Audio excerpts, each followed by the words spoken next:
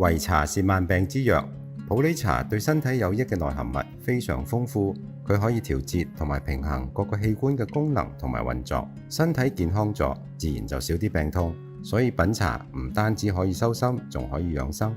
我係楊德偉，普印茶葉嘅 CEO， 一直專注於普洱茶同埋陳皮嘅研究，亦首創出廣受歡迎、方便用保溫壺都可以沖泡嘅普洱陳皮茶磚。普印嘅理念亦希望可以飲得簡單、飲得健康。